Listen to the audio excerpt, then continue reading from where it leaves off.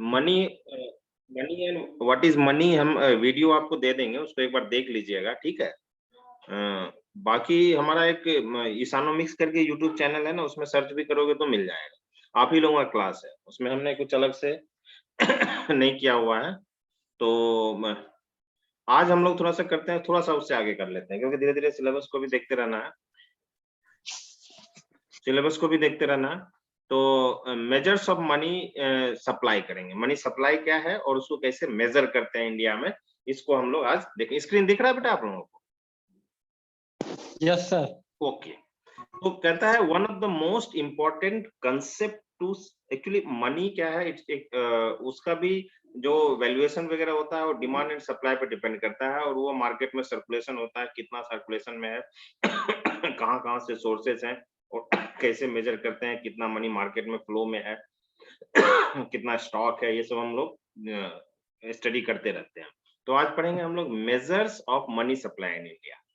Money supply मतलब मुद्रा की जो आपूर्ति होती है इंडिया में, उसको हम लोग कैसे मेजर करते हैं, मापते कैसे हैं, ठीक है बेटा। तो वन ऑफ द मोस्ट, बहुत छोटा टॉपिक है, ज्यादा वक्त नहीं लगेगा। One of the most important concept to understand in economics is that of money. जो अर्थशास्त्र इकोनॉमिक्स में, अर्थशास्त्र में सबसे इंपॉर्टेंट कंसेप्ट, संकल्पना समझने के लिए जो जरूरी है, वो है money. It forms the basis of entire study of the economy. ये मुद्रा जो है वो अर्थव्यवस्था के अध्ययन का एक बेस बनाता है, पूरी अर्थव्यवस्था के अध्ययन का एक बेस बनाता है। And one important aspect of money is the supply of money in the economy. उसमें से मुद्रा की आपूर्ति जो है एक महत्वपूर्ण एस्पेक्ट है, महत्वपूर्ण बिंदु है, महत्वपूर्ण पहलू है। तो let us learn more about the supply of money and measures of money supply in India. तो चलो हम देखते हैं कि सप्लाई ऑफ मनी है क्या, और सप्लाई ऑफ मनी को इंडिया में कैसे मेजर करते हैं। तो फर्स्ट ऑफ ऑल चलो देखते हैं कि मनी सप्लाई है क्या, ठीक है। तो money supply is what, let us first understand the meaning of money supply और मॉनेटरी सप्लाई। मुद्रा की आपूर्ति या ये मौद्रिक आपूर्ति क्या है, इसको हम लोग समझते हैं। तो simply put, the money supply is total stock of money that is in circulation in economy on a specific time. देखो क्या क्या पॉइंट है। Simply put, the money supply मुद्रा की आपूर्ति क्या है क्या, ये देखो ध्यान से। टोटल फ्लो एंड स्टॉक हम आपको समझाए हुए हैं, ठीक है बेटा। तो it is total stock of money, कोई कंसेप्ट ये नहीं होना चाहिए, देखो ध्यान से वर्ड्स।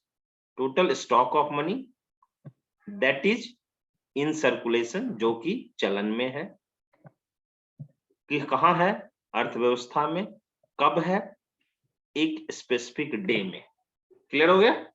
इंपॉर्टेंट चीज क्या क्या लिखना है, भाई आपको पूछे तो बताना है कि ये टोटल स्टॉक ऑफ मनी है, नॉट सप्लाई, ये flow of money. Total stock of money that is in circulation, जो कि प्रवाह में है, कहाँ है, अर्थव्यवस्था में है, और कब है, एक स्पेसिफिक किसी विशिष्ट डे पे है। ठीक है, क्लियर है? क्लियर है? Yes sir. Yes sir. Okay, very good. अब ये क्या क्या इंक्लूड होता है, इसमें क्या क्या इंक्लूड होता है। अब मनी में क्या, ये जब मनी सप्लाई में क्या क्या इंक्लूड होगा, तो ऑल नोट्स, करेंसी, किसी देश का कुछ भी हो, हमारे यहाँ रुपया है तो हमारे यहाँ रुपया होगा। देन कॉइन्स, ठीक है, सिक्के भी काउंट होंगे उसमें। और डिमांड डिपॉजिट्स, डिमांड डिपॉजिट्स क्या होता है, एक टर्म डिपॉजिट्स होता है, एक डिमांड डिपॉजिट्स होता है। टर्म डिपॉजिट ये होता है कि हमने हम पैसे को 2 साल 4 साल 5 साल के लिए बैंक में रख दिया विद होप की, ये एक एग्रीमेंट होता है कि हम आपको इतना इंटरेस्ट पे करेंगे। डिमांड डिपॉजिट्स क्या होता है कि हमारे सेविंग अकाउंट्स में पैसे पड़े हुए हैं, हम डिपॉजिट भी करते हैं, और जब रिक्वायरमेंट जब होगा तो हम डिमांड करेंगे तो हमको पे भी करेगा। तो यहाँ ये क्या क्या इंक्लूड होगा इसमें मनी सप्लाई में, note, coins, demand deposits held by the public, किसके पास, हमारे डिमांड डिपॉजिट जो है पब्लिक का जो हेल्ड है, ऑन सच अ डे, जिस दिन काउंट होगा, स्पेसिफिक डे जो होगा, जिस डे का काउंट करना, उस दिन का demand deposit, such as money demand and money supply is also a stock variable. ठीक है, ये चीज आएगा इसमें, ये ध्यान रखो, ये पॉइंट क्लियरली। हम वीडियो भी दे देंगे आपको, कोई घबराने की जरूरत नहीं है, नेट पे भी यही चीज मिल जाएगा जो हम पढ़ा रहे हैं। तो है क्या मनी सप्लाई, उसकी डिफिनेशन हमने देख लिया, उसमें मनी सप्लाई में क्या क्या काउंट होगा, क्या क्या चीज आएगा वो भी हमने देख लिया। अब आता है one important point two note is that, अब सबसे इंपॉर्टेंट पॉइंट नोट करने के लिए क्या है कि stock of money kept with the government central bank, that is government का सेंट्रल बैंक कौन है, kept with the government, then central bank is India का central bank RBI, is not taken into account in money supply. अब ये question अगर पूछता है तो आपको ये ध्यान में रखना है कि जब मनी सप्लाई मेजर करते हैं तो ये चीज को हम, ये पैसा भी है लेकिन इसको कंसिडरेशन में उस समय नहीं रखते हैं। This money is not in actual circulation in the economy, क्योंकि ये एक्चुअल में अर्थव्यवस्था में प्रवाह में नहीं है, hence doesn't form the part of monetary supply, क्योंकि प्रवाह में नहीं होता है उस समय, इसलिए वो मॉनेटरी सप्लाई का पार्ट, अगर हम पढ़ेंगे मॉनेटरी सप्लाई तो उस का पार्ट ये नहीं होगा। कौन कौन सा चीज नहीं होगा, तो money kept with government and central bank. ठीक है, इतना क्लियर है आप लोगों को? चलो आगे बढ़ते हैं। अब उससे पहले मुझे थोड़ा सा इरेज करना पड़ेगा क्योंकि चीजें तो आगे बढ़ जाएगी लेकिन ये भाई साहब हटेंगे नहीं, तो इस भाई साहब को हटा देते हैं, क्यों नहीं हटेंगे।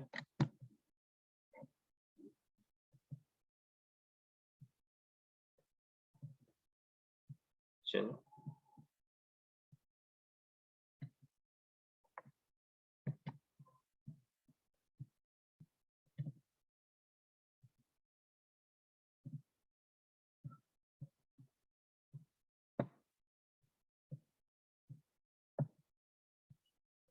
चलो क्या है, अब कैसे मेजर किया जाता है, कैसे इसको मेजर किया जाता है ये देखते हैं। Now there are essentially three main sources of money supply. Money supply होता कहां से है, हमारी अर्थव्यवस्था में तीन मेन सोर्स माने गए हैं, तीन मुख्य स्रोत माने गए हैं। They are the producers of the money and are responsible for, वो मुद्रा के वितरण के लिए रिस्पॉन्सिबल है, उत्तरदायी है। ठीक है, कहाँ, अर्थव्यवस्था में। तो अब ये तीन तीन सोर्स क्या है, पहला the government who produces all the coins and 1 rupee notes, 1 rupee notes and coins government produce करता है, and reserve bank of India which issues all paper currency, जो है जितना भी है वो रिजर्व बैंक ऑफ इंडिया देता है, तो दूसरा सोर्स है। And commercial banks as they create the credit as per the demand deposits, जो कमर्शियल बैंक है हमारे, जो मुख्य वाणिज्यिक बैंक है, ये तीनों जो है बेटा हमारे सोर्स ऑफ मनी सप्लाई है। ठीक है, क्लियर। अब मेजर कैसे करते हैं देखो, क्लियर है, यहां तक जरूर क्लियर होगा, कोई डाउट नहीं है, Yes, मुझे sir. पूरा विश्वास है। Very good. अब क्या आता है, थोड़ा सा फिर से इसको ये डिलीट करते हैं। छोटा टॉपिक है लेकिन इससे ना हर एग्जाम, हर कॉम्पिटिटिव एग्जाम, हर एक money supply M1 M2 M3 से आपको हर एक कॉम्पिटिटिव एग्जाम में क्वेश्चन पूछेगा, इसीलिए छोटा और इसको प्रिसाइज हमने रखा है, और इसको ठीक से समझ लो, जितना बढ़िया से समझ लो उतना अच्छा है। हर एक एग्जाम में, किसी भी तरह का एग्जाम दोगे, एक क्वेश्चन इकोनॉमिक से रहेगा तो मनी से, मनी सप्लाई से क्वेश्चन रहता ही रहता है। ठीक है, इसीलिए बहुत इंपॉर्टेंट टॉपिक है आप लोगों के एग्जाम पॉइंट ऑफ व्यू से, all competitive exam point of view से ऑल्सो। तो now we come to next logical question. अब लॉजिकल क्वेश्चंस क्या है कि हाउ कैन वी मेजर, हम कैसे मेजर करेंगे। हमने देखा मनी सप्लाई क्या है, मनी सप्लाई में क्या क्या इंक्लूड होता है, क्या क्या इंक्लूड नहीं होता है, हमने देखा मनी सप्लाई के सोर्सेस क्या है वो भी देख लिया। अब कितना मनी सप्लाई में है, कैसे मेजर करेंगे, तो ये इंपॉर्टेंट क्वेश्चन है कि हम अर्थव्यवस्था में मनी सप्लाई को मेजर कैसे करेंगे। And it certainly is not an easy of state forward, और ये इतना आसान काम नहीं है, थोड़ा सा मुश्किल है लेकिन होता है, कुछ तरीके अपनाए गए हैं। And there is no one way to calculate money supply in an economy, कोई एक तरीका नहीं अपनाया गया है। इंस्टीड, उसके बदले the reserve bank of India has developed 4 alternative measures of money supply in India, हमारे यहाँ जो है 4 अल्टरनेटिव मेथड्स अपनाए जाते हैं। और उसको समझना बहुत जरूरी है। M1, M2, M3 and M4। आपको क्वेश्चंस किस तरह से आएगा? M1 includes, M2 includes, M3 includes, M4 includes. M1 को क्या कहते हैं, M1 का दूसरा नाम क्या है, या आपको दे देगा कि M1 में क्या क्या है, नीचे लिख देगा ये M1 है कि M2 है कि M3 है कि M4 है। ये तीन तरह से ये क्वेश्चन पूछे जाते हैं। तो अब ये सब चीज है क्या देखेंगे। RBI will collect data and calculate and publish figures of all the four measures. Let us take a look at how they are calculated. अब ये RBI का काम है भैया, M1, M2, M3, M4 कैसे कैलकुलेट करें। हम लोग देखते हैं कि उसमें वो क्या क्या चीज लेता है। तो देखो, चलो लेट अस गो अहेड, क्या क्या चीज वो लेता है। तो M1, first we will go study M1। What is M1?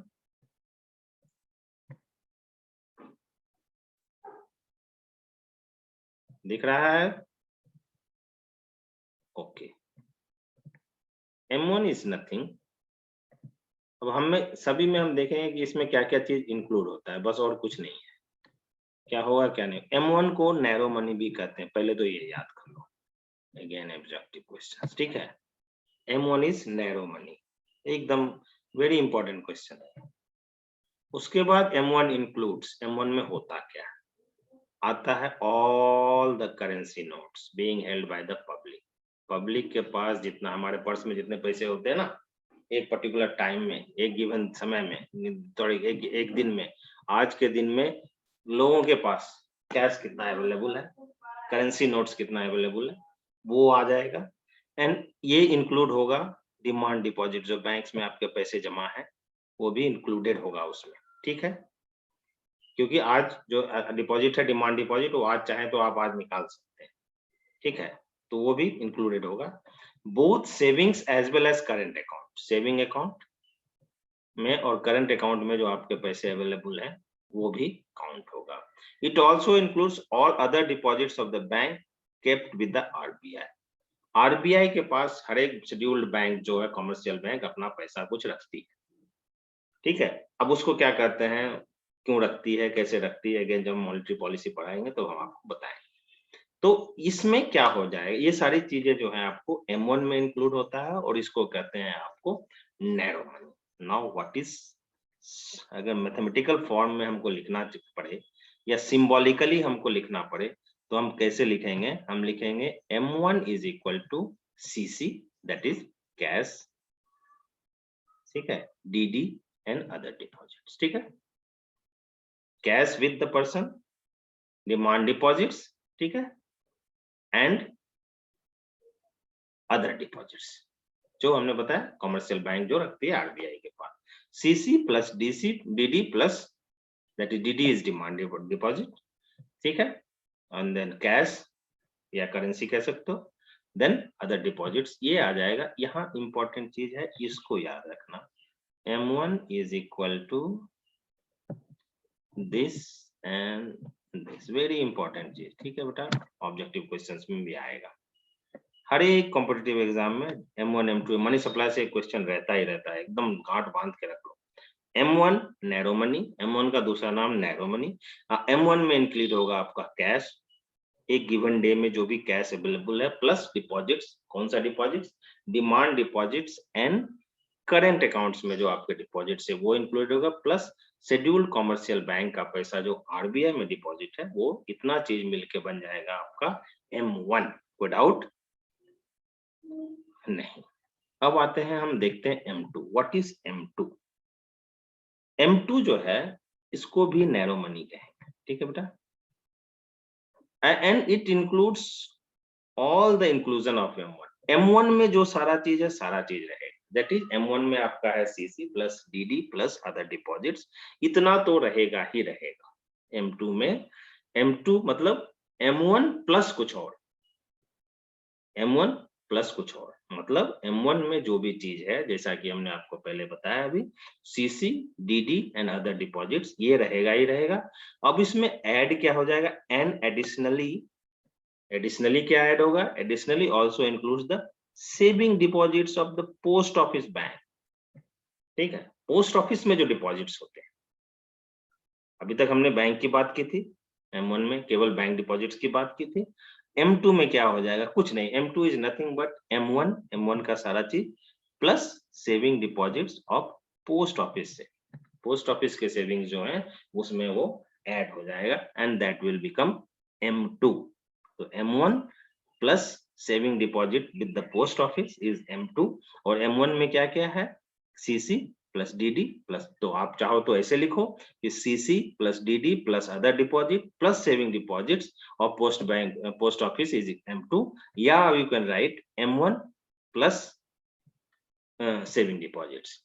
और अगर केवल M1 कैसे भी क्वेश्चन पूछे, या तो ये तीनों प्लस ये दे के पूछे तो आप M2 लिख देना, अगर M1 प्लस ये करके पूछे तो आप M2 लिख देना।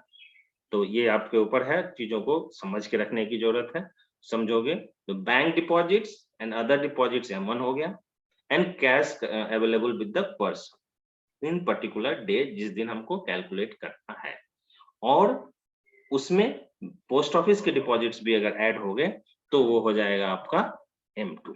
अब आते हैं हम लोग नैरो मनी, ब्रॉड मनी, ये सब पूछा जाएगा आपको, ये क्या है तो मेजरमेंट्स में आपको बताना पड़ेगा ये।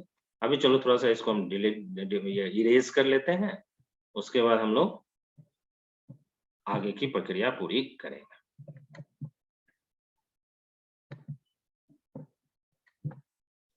M3 M4 पढ़ेंगे और इस तरह से हमारा पूरा ये चल, लेकिन इसको बढ़िया से याद कर लेना, ये लॉन्ग क्वेश्चन का इससे कुछ लेना देना नहीं है बेटा, लेकिन आपको ऑब्जेक्टिव क्वेश्चंस में नोट्स में आ जाएगा आपको कि how many supply is measured, right short notes on money supply, तो उसमें आपको मेजरमेंट को लिखना है।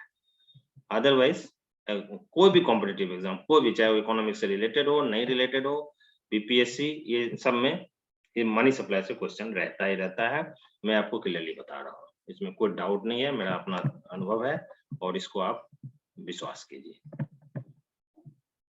अब आता है M3, इनको भी प्रचार करना है अभी। नाउ M3 एंड M4, ठीक है, चलो देखते हैं क्या है। It's nothing but M3 consist of, M3 को ब्रॉड मनी कहते हैं, अगेन को objective question, M3 is broad money, narrow money हमने बता दिया M1, M2 is also not narrow money, but M3 is a broad money. M3 का another name of M3 is broad money. And M3 consists of all currency note held by the public. Again, all demand deposits with the banks and deposit with all the banks with the RBI. मतलब यह है कि M1 आ गया इसमें, M3 में M1 रहेगा, plus the net time, post office नहीं रहेगा इसमें, the net time deposits of all the banks of the country. I'm not, what is time deposit या term deposit कहते हैं। हम क्या करते हैं 5 years के लिए, 3 years के लिए, as per plan available with the bank, हम अपना पैसा बैंक में जमा कर देते हैं कि इतने दिनों के बाद वो पैसा मैच्योर होगा, ठीक है। So bank deposits of all the banks with the RBI and the net time deposit of all the banks of the country is termed as broad money, and broad money mean M3। तो M3 को अगर symbolically लिखना पड़ेगा, symbolically हम लोग ऐसे लिखेंगे M3 is equal to M1 plus time deposit of all the banks, time deposit, see very important is time deposit, and I have made you to understand the what is time deposit। तो M1 plus time deposit, अब M1 क्या बताया था हमने, CC, ठीक है, plus demand deposits that is DD, ठीक है, प्लस हमने क्या बताया था आपको, other deposits that is other deposits मतलब money kept with RBI by the your scheduled banks, ठीक है, यही बताया था ना, क्लियर है, रेस्पॉन्ड करो। Yes sir. Sir fixed deposit और टाइम डिपॉजिट में क्या अंतर है? फिक्स डिपॉजिट को ही टाइम डिपॉजिट कहेंगे, टाइम डिपॉजिट मतलब आप उसको किसी पर्टिकुलर टाइम के लिए फिक्स करते हैं, इसीलिए हम आपको अभी एक्सप्लेन कर रहे थे, ठीक है। तो टर्म Yes, डिपॉजिट होगा, फिक्स डिपॉजिट होगा एंड टाइम डिपॉजिट होगा, वो तीनों चीज सेम है, ठीक है।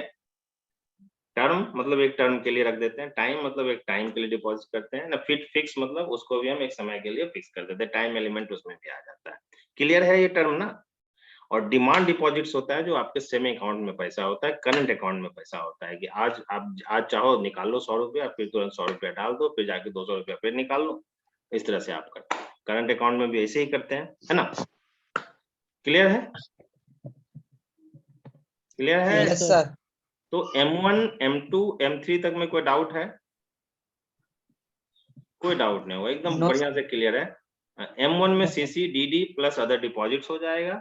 M2 में कुछ नहीं होगा, पोस्ट ऑफिस ऐड हो जाएगा M1 के साथ। M3 में कुछ नहीं होगा, उसको ब्रॉड मनी कहते हैं, और उसमें कैश पोस्ट ऑफिस वाला नहीं रहेगा। M1 रहेगा प्लस टाइम डिपॉजिट आ जाएगा, डिमांड डिपॉजिट हटके टाइम डिपॉजिट आ जाएगा, ठीक है। और M1 तो है ही, तो डिमांड डिपॉजिट ऑलरेडी है, मतलब कहने का ये है कि टाइम डिपॉजिट भी उसमें ऐड हो जाएगा। Clear? Yes, sir. Okay, now आता है M4 लास्ट, बहुत छोटा सा टॉपिक है ये। M4 is the widest measure of money supply with the RBI user, ये सबसे वाइडेस्ट मेजर है।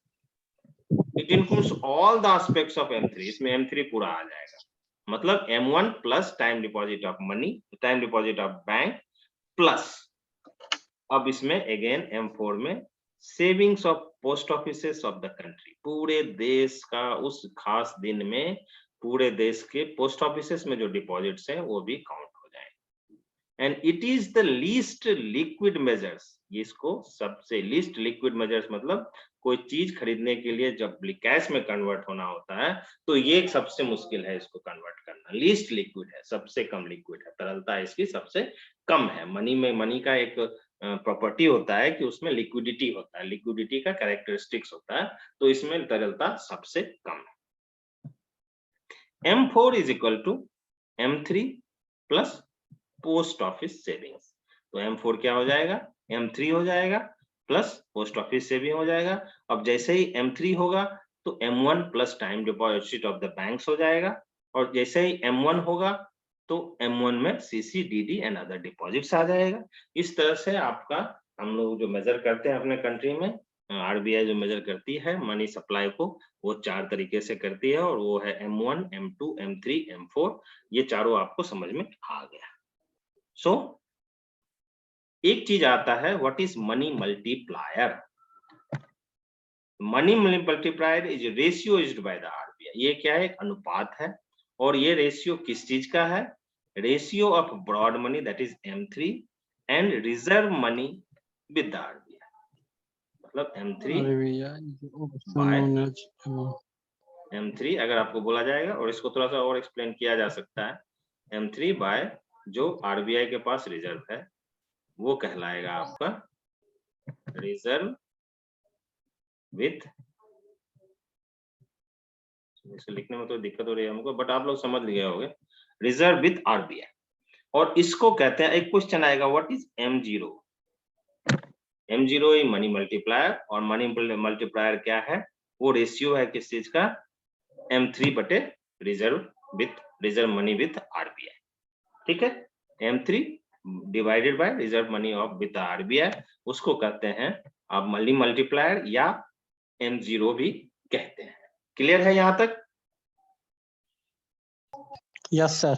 ओके, मेजरमेंट्स पार्ट में इतना ही है, और इससे ज्यादा आज हम आपको फीड नहीं करेंगे, फ्लडिंग हो जाएगा, दिक्कत हो जाएगी। लेकिन एक बात हम आपको बता दे रहे हैं, इसको फिर से देखना, दूसरे फॉर्म में भी नेट पे मिल जाएगा, आप सर्च करना, नेट से ही हमने लिया है क्योंकि थोड़ा ठीक है, छोटा था, एक्सप्लेन करने में इजी था, इसलिए हमने इसको पढ़ा लिया। इसी चीज को आपको नेट पे मिल जाएगा, अदरवाइज मैं इसकी वीडियो आपको, इसका वीडियो दे दूंगा, और you can read in the book also. But ये कंसेप्ट जो है इसको एकदम याद कर लो, घोंट लो, जिसको बोलते हैं मगअप करना, बिकॉज इससे हमेशा क्वेश्चन रहेगा ही रहेगा।